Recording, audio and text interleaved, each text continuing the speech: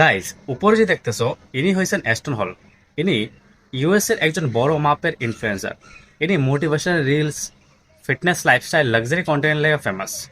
Aston হলের video থেকে inspire হয়ে ইন্ডিয়াতে যুগেন্দ্র সিং নামে একজন ব্যক্তি অ্যাস্টন হলের ভিডিওর মতো এই দেশি স্টাইলে ভিডিও বানাইতো।